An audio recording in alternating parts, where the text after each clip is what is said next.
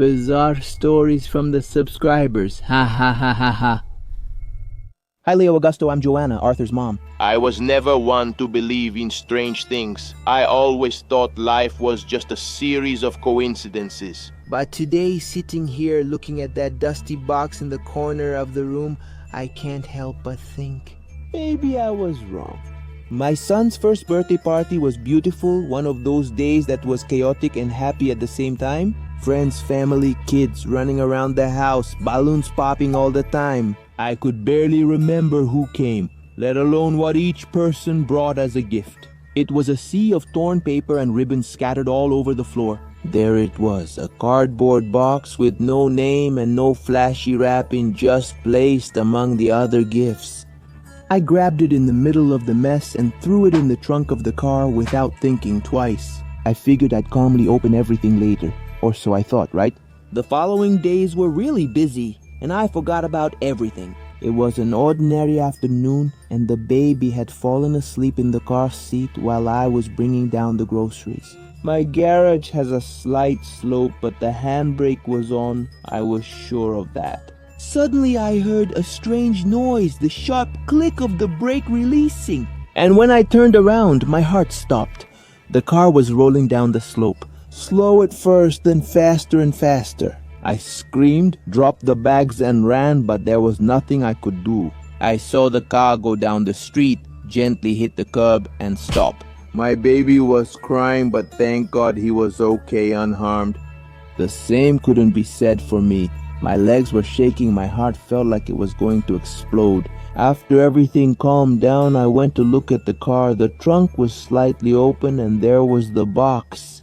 I don't know why, but at that moment something made me feel a cold shiver. I decided not to open it. I just took it inside and put it in my son's room, in a corner near the crib. I'll check what's inside later. I kept telling myself that.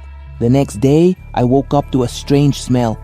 It was something burning. I jumped out of bed and ran to my son's room. What I saw made my blood run cold. The crib was on fire. The outlets on the wall had melted. The wires were glowing and sparking. Everything was already turning into a pile of embers and smoke. The crib, the one my husband had assembled with so much care, was crackling and creaking as it burned. But the baby wasn't there. Thanks to my unpredictable routine, he had slept with me in the bedroom that night. If it weren't for that, I can't even finish the thought.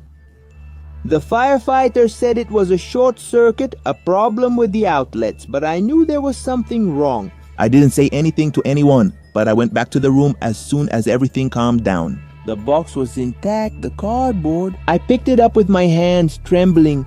I felt its weight. Something big was inside, maybe a doll or a toy, but I didn't have the courage to open it. I went down the stairs with the box in my arms, left the house, and went straight to the coast, to the farthest dump I could find. I threw it there with all my strength, as if I could get rid of everything it had brought along. Even today, when I think about that box, I feel something strange. I've already asked everyone in the family, all the friends. No one remembers giving that box. This is a mystery that haunts me to this day. Hello, I'm Demas. I live in Acre, and what I'm going to tell you here today, it's proof that nowhere are you safe from supernatural threats. I was in my room, ready to sleep, and I noticed there was a spider web right at the corner of the wall. I don't know when it started, but it was only then that I noticed there was more than one. There were about 4 webs. I think my mom isn't cleaning my room properly. The next day, while having my morning cereal, I complained to her, saying that I had to sleep with spider webs in my room. If I got bitten, I could even get sick and die. Clearly, she wasn't doing her job right. For things to end up like that, my mom didn't take my criticism very well and told me to clean the room myself. Because I was asking for too much, so I let it go, and that was that. As time went by, I saw there were things stuck in those webs. There was even one with a sock. My gosh, how did that end up there? Man, did I toss it up at some point and just don't remember? When I got back from school, I had a surprise. And it wasn't a good one. Dimas, I went into your room to leave some clothes I had washed, but it was locked. I don't want you locking your room, boy, none of that. It was all because I told you to clean your room. There was a problem, Leo. I didn't lock anything. What could my mom be talking about? When I grabbed my door handle and tried to force it open, it was stuck. What the hell is this? I took a step back and kicked it. The door opened a little, man. There was a web there holding the door. It was holding the door so tightly that it made it hard to open. Man, I had to get a knife from the kitchen to cut that and be able to get in. Something strange is going on here. I can feel it.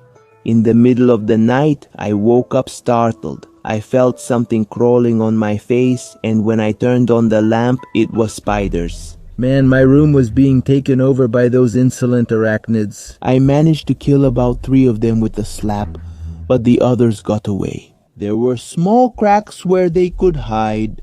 The next day, I had to clean my room, remove the webs, and sprayed insecticide all over the place. This time, yes, I locked everything, door and window, to get rid of any threat. I went to school and told the story to my bro Juan Pedro. Dude, you're screwed.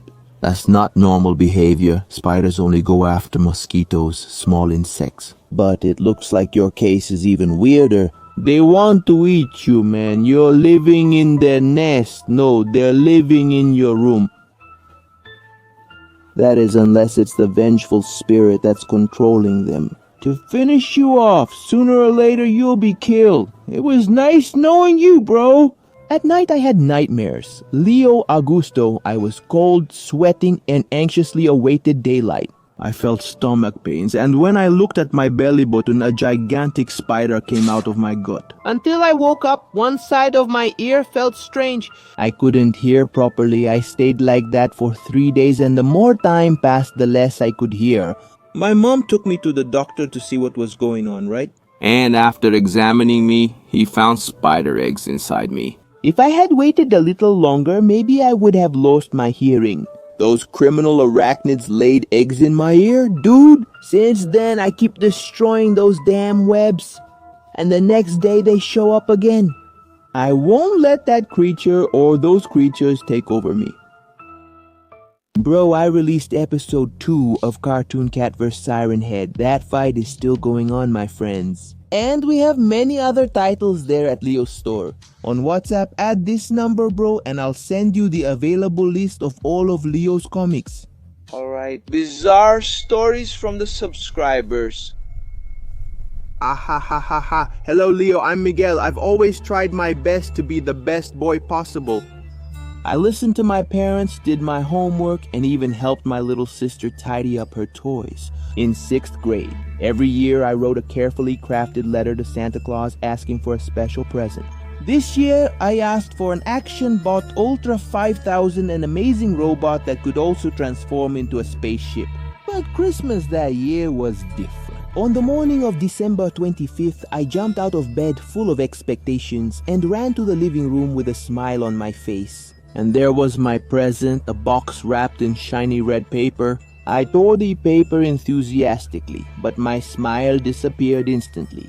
Inside the box there was a strange doll. It looked old with a weird smile and worn linen clothes. It wasn't the Action Boy Ultra 5000 that I wanted. Actually, it was something I would never ask for. My mom, seeing my face, said that maybe Santa Claus had made a mistake. It could just be a mistake, Miguel. Who knows, maybe he'll come back to fix it. But something about that doll bothered me deeply. It had a strange smell, like mold mixed with something metallic. While I was trying to understand what had happened, I heard a noise coming from the house next door. My neighbor Caio was celebrating. He was the opposite of me, messy, rude, and cruel. Can you believe I saw him throw rocks at a stray dog? There wasn't a single day when he didn't pick on me or the other kids on the street. When I peeked through the window and saw him playing with Action Boy Ultra 5000, I felt a tightness in my chest. Santa Claus had switched our presents, I was sure of it. That night I couldn't sleep. The doll was on my bedroom shelf staring at me with those glass eyes. The house was silent, but I had the feeling that I wasn't alone. Around midnight I heard a noise. It was scratching. I looked at the doll and I swear it was in a different position than the one I had left it in. I didn't want to believe it. I grabbed a blanket and covered myself, trying to forget about it, but the sounds kept going. I got up and turned on the light. The doll was on the floor near my bed. What is this doll doing here? I left it in my closet and then I was able to sleep. The next morning, I tried to convince my parents to throw the doll away, but they said I was overreacting. It's just a toy, Miguel. It's not going to do anything to you. That night, I heard screams coming from Cayo's house. The noise was so loud that my parents woke up and went outside to see what was happening. I looked out the window and saw something that chilled me to the bone. The doll was in Cayo's yard, holding something that looked like a piece of action bot. Caio didn't show up the next day or the day after that. His parents said he went to visit a relative, but there was something in their tone of voice that wasn't right. I think they were lying. The doll disappeared too. I still think about that night. Did Santa Claus really make that mistake, or did he know exactly what he was doing? Since then, I've never looked at the chimney with the same innocence. I keep wondering if it was really Santa Claus who put this strange toy here. My name is Otavio. It was Christmas night, December 25th, and I woke up thirsty around 3 a.m. Usually I would get water from the bathroom, but that night something made me go down to the kitchen. Our house was the only one on the street with a chimney, and I was sure that Santa Claus would use it to come in. As I was going down the stairs, I noticed something strange. Leo Augusto, the Christmas tree. The tree was lying on the floor. What happened here? Did Max knock it over? That's what I thought, right? Max is our dog, a very energetic mutt and also very curious. But he has always been well behaved. Before I could think any further, I noticed dirty paw prints scattered across the floor. Santa Claus came in here, I'm sure of it. That's when I heard a noise from the pots in the kitchen. Maybe it was my dad or my mom, but that didn't make sense. I got close to the door and carefully looked inside. There he was, Santa Claus, or at least it seemed like him. He was wearing worn-out red clothes, a crooked hat, and had a big black bag next to him. He was standing in front of the fridge, eating pieces of food with his hands as if he was starving. My heart started racing Santa Claus. Before he could hear me, Max appeared out of nowhere. He entered the kitchen without making a sound, but when he saw him, the man started growling. The good old man turned around, startled. And Max didn't think twice. He lunged forward and bit his shin really hard. The man screamed, dropped the food he was holding. The man, "Get off, dog!" he was yelling, trying to get rid of Max, but he wouldn't let go no matter what. He left the bag behind, tried to run, and knocked over a bunch of things along the way. His desperation only made Max even more ferocious. In an awkward movement, he tripped over the table. Even so, he tried to run, went to the living room and tried to climb up the chimney, but he couldn't. He ended up rushing out the front door, limping and cursing. That miserable dog. Kept barking at the door for a while. I was paralyzed. When I looked at the floor, I saw the black bag he left behind. Could there be presents in here? I thought more, and when I opened it, I realized it was just recyclable trash, cans, plastic bottles, and old paper. My Santa Claus was actually just an ordinary man. Probably a homeless person or someone trying to get food. When my parents came downstairs and saw the mess, they were shocked. I explained everything, the noise, the man, and how Max chased him away. My dad petted him. That dog saved our Christmas. I still think about it sometimes. It wasn't Santa Claus, but in a way, that night, Max was my hero. Luckily, the next morning when I went downstairs, my present was there at the base of the tree. Everything was normal. I got the skateboard I had always dreamed of.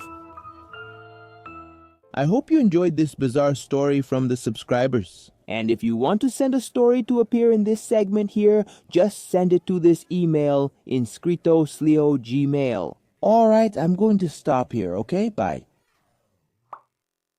About 70 years ago, in a small town in the countryside, there lived a family made up of 3 people: the mother, the father, and their son. This boy had terrible behavior and his parents didn't like it. They tried everything to correct him, but nothing worked. Until one day they had the idea to punish him by locking him in the well behind the house. So the first time that rascal messed up, he was put inside the well.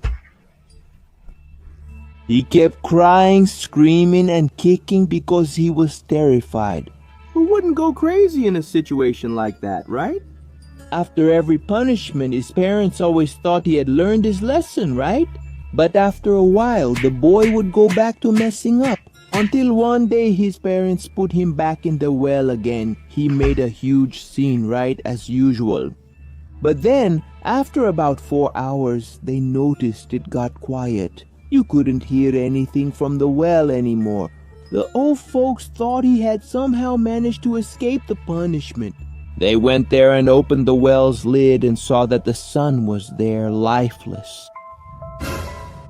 The rope of the bucket he was holding on to had fallen, so he couldn't keep himself above the water level and drowned. So they called the authorities, reporting that the son was playing around there and ended up falling into the well, and they found the body. After a few hours, the neighbors already knew what had happened to the boy, and because of the strict punishment that the parents always applied to him. After some time, they took the parents and put them inside and locked them up until they died. Legend has it that to this day, anyone who gets close to the well hears some desperate screams coming from there.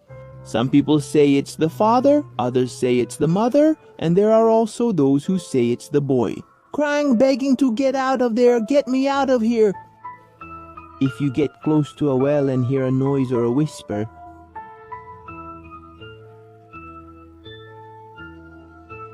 when in doubt, it's better to stay away. What if something pulls you in and you can never come back?